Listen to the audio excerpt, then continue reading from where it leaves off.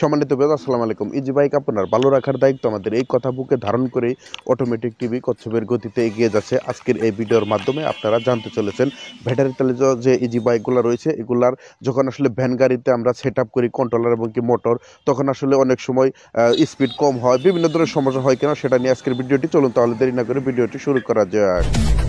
Automatic TV subscribe নাও। ফিরে এসেছি আবার ইন্টুর পর। এখানে লক্ষ্য করলে দেখতে পারবেন আপনারা আসলে খুব সুন্দরভাবেই কিন্তু কালারে লাগানোর পরে কিন্তু আসলে অনেক সময় একটু ঝাঁকি দেয়, কখনো মোটর গরম হয়, কখনো মোটরের ভিতরে ব্যাড সাউন্ড দেয়। এ ধরনের সমস্যাগুলো হয়ে থাকে। এই গাড়িটারও এ ধরনের সমস্যাই হয়েছে, যার কারণে আমাদের প্রশিক্ষণ সেন্টারের সামনে নিয়ে এসেছে।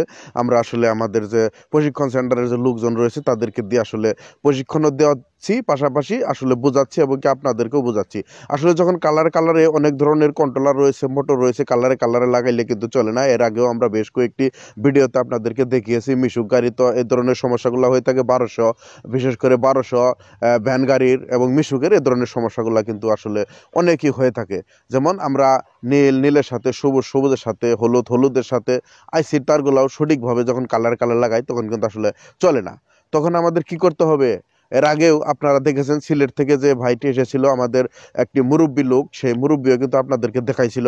আমরা যখন আসলে এই সার্ভিসিং যে 3টা তার রয়েছে, নীল, সবুজ, হলুদ, আমরা ধরেন আপনি সবুজ আর হলুদ পাল্টাইছেন, তার ওপরটা আইসিতে আপনারা পাল্টিয়ে দেবেন। তো আমরা আসলে যখন মোটরটা পাল্টিয়ে পিক আপ মারতেছি কিন্তু ধরতেছে না পিক আপ।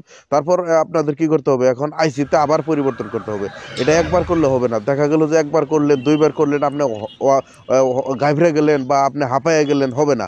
আপনার এটা বেশ কয়েকবার ট্রাই করতে হবে। ধরেন সবুজটার সাথে নীলটার সাথে সবুজটা, এভাবে মানে লাল কালার ঠিক রাখবেন। লাল কালার ঠিক রেখে আইসি এবং কি আপনার যে মোটরের সার্ভিসিং 3টা তার রয়েছে, এই তার 3টা আসলে আপনি বারবার পরিবর্তন করবেন। এটা ওটার সাথে দিবেন, এটা ওটার সাথে দিবেন। তাছাড়াও নীল, সবুজ এবং কি হলুদ 3টা যে তার রয়েছে, প্রথমে আপনি কালার দিয়ে টেস্ট করবেন। যদি না হয় তাহলে আপনার পাল্টিয়ে দেওয়ার সাথে সাথে কিন্তু আপনার কাজ হবে। দেখতে পাচ্ছেন আমরা দেওয়ার সাথে সাথে পরীক্ষা করছি, কাজ হচ্ছে। এখন আমরা লাটগুলো সুন্দর করে লাগিয়ে দেবো।